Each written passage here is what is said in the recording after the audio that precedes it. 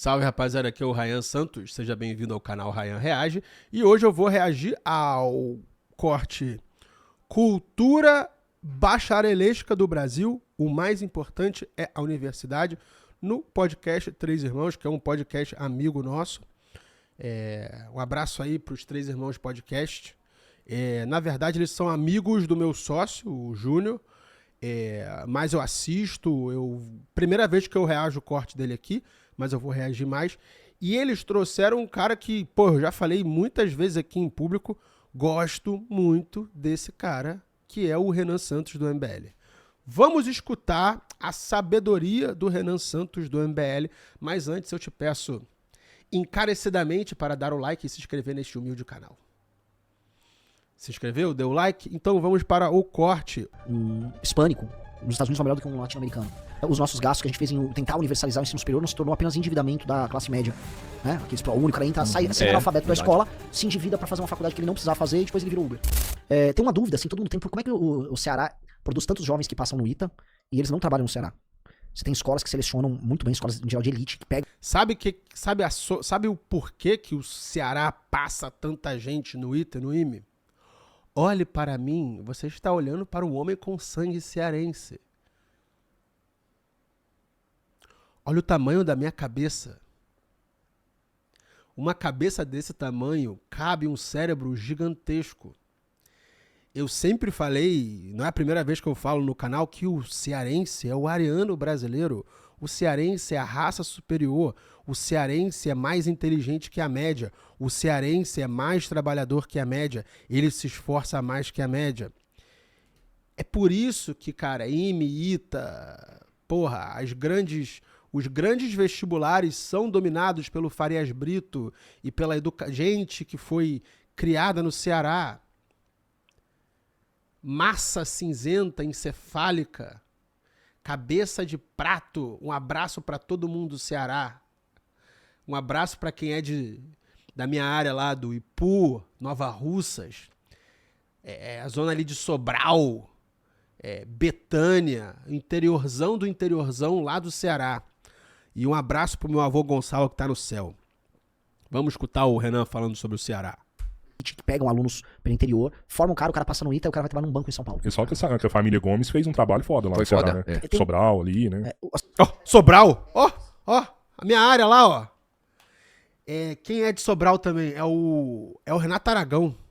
E, mano, se você parar pra pensar, o cearense, ele tem sucesso fora do Ceará. Ele falou aí dos caras do IME e ITA, mas assim, se você pega os grandes cearenses que escreveram a história desse país, é gente que foi formada no Ceará e saiu. Inclusive meu querido avô. Médias de Enem por estado no Brasil, nota média do Enem. Se eu não me engano, o Ceará fica em 15º. Mas uma coisa que o Ceará inaugura, e isso vira política em vários lugares, e várias dessas fundações participam, a gente fala muito sobre isso. Inclusive tá no livro amarelo, é a lógica de desempenho, cobrança de desempenho nas escolas públicas, e trocar diretores e criar incentivos para as escolas performarem melhor. Eles instituíram isso no Ceará, isso começa meio que no Ceará e vira uma onda de imitar o que o Ceará fez em vários estados no Brasil. Minas imitou, São Paulo imitou, Goiás imitou... Cobrar resultado do corpo docente da escola. Do corpo docente e dos diretores. Você cria um sistema de incentivo e políticas ali baseadas em desempenho com...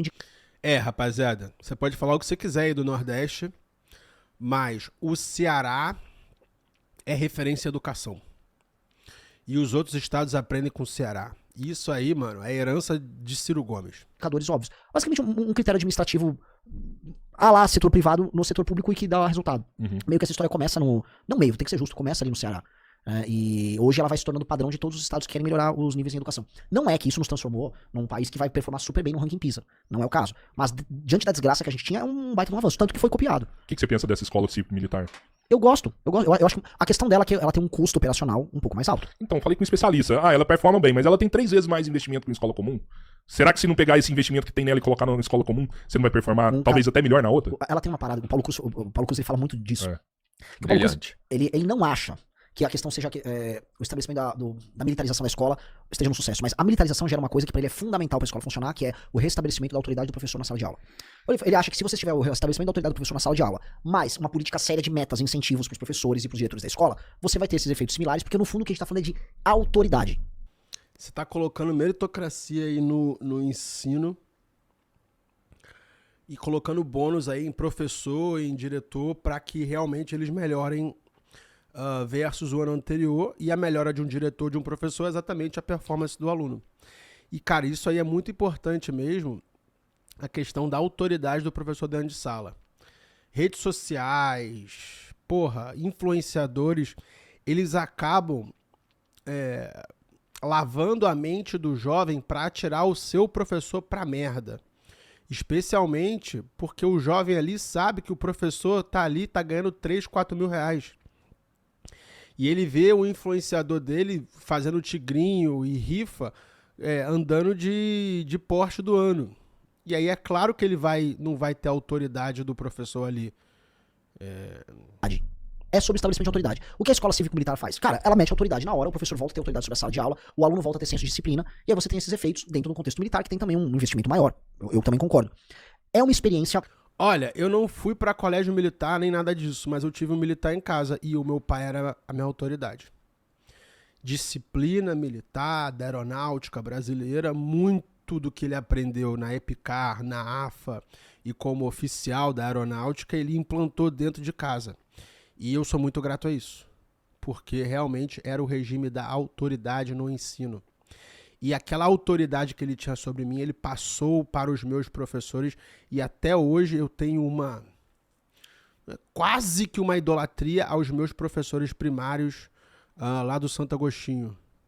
Tipo, se eu paro na rua, se eu vejo, sei lá, a Wanda, o Wagner, o Nery, a Caritas, meus professores, André, meus professores do Santo Agostinho, eu ajoelho e beijo o pé deles todos. Por quê? Porque foi implantado em mim a questão da autoridade do professor. É uma experiência muito boa, é inegável. Nós temos que replicar apenas com militarização? Não sei, a gente tem boas escolas públicas também que não precisam adotar esse caminho, mas... E se você parar para pensar, o rigor e a disciplina de uma escola militar são muito parecidos com o rigor e a disciplina de uma escola católica old school. Tô falando do início dos anos 2000, tá? Eu sei que hoje em dia os colégios católicos tiveram que se adaptar aos novos tempos e meio que ficarem mais maleáveis, senão eles perdiam alunos, senão eles apanhavam dos pais e os caralho a quatro. Eu estou sabendo disso. Mas o que ele fala de ensino militar é basicamente o ensino católico também. Esse caminho, mas esse é um caminho que não tem que ser destacado. Assim, uma questão que... Tanto que, na minha época de estudante, os colégios mais concorridos do Rio de Janeiro eram o quê? Era o São Bento, católico. Santo Agostinho, católico. Santo Inácio, católico. E o colégio militar, que nego fazia concursos, caralho. Eu fiz na 4ª série curso preparatório. Tipo, eu estudava de tarde e todo dia de manhã eu tava na porra do curso Elvésio na Tijuca, porque pra passar no vestibulinho da 5ª série do colégio militar. E do colégio de aplicação também, mas era mais o colégio militar. E Pedro II também, mas era mais o colégio militar. Ideologizaram tanto a discussão sobre isso, que você vai pegar pessoas da esquerda e falar que é um absurdo, tá transformando aqui uma fábrica de fascista. Quando é o quê? É um monte de rapaz e menina com uma roupa toda arrumadinha, que cantam um hino antes de começar a aula. Pô, eu vou achar isso na Coreia do Sul. Eu vou ver esse tipo de coisa, sabe, em lugares que funciona. Não é talvez o modelo mais libertário que você vai encontrar na Finlândia. Mas, porra, a gente não tá no... É que eu acho que, na verdade, não tem muito estudo pra gente cravar que, tipo, é autoridade, quando do outro lado você vê que tá nítido, que tem 3 vezes mais investimento. Será que você colocar um aluno de escola pública normal, que não é civil militar, e colocar uma sala de aula boa pro moleque lá, colocar uma merenda boa pro moleque, ter mais investimento naquele lugar, será que você não vai ter um resultado bom? Não, olha aqui. A questão é a autoridade. A pergunta pode ser melhor do que isso, né? Pra que você tenha uma solução mais acertada. Se a gente já sabe que a escola cívica tem dado resultados, pelo menos aparentemente, sem estudo, tá? Vamos resumir tudo, resultados melhores e que o investimento lá é maior. A gente sabe que o problema não é a grana. Dinheiro tem. O dinheiro não tem. O dinheiro tem. Não, hoje não tem. É mal utilizado, na rubrica talvez. educação é mal utilizado, mas assim, Porque falta... dá pra chegar dinheiro nos outros também. Por que o dinheiro não tá chegando nos outros? Essa é a pergunta. Por que o dinheiro não chega no outro? Se a gente for falar com o Chega em orçamento que nós temos hoje, a rubrica educação, tá? Tô falando com o orçamento que está disponível pelo Orçamento Federal do Estado Brasileiro para Educação. Aquilo que a gente sempre denuncia, a gente gasta mais com universidades do que com o ensino básico, isso é uma distorção. Isso é uma distorção do caralho, mano. Eu sou extremamente contra esse gasto público gigantesco com com o ensino universitário do Brasil. Eu acho que o ensino universitário do Brasil é uma inutilidade gigantesca. E eu começaria cortando todos os cursos de humanas. Inclusive direito, porque já tem advogados suficientes no mercado.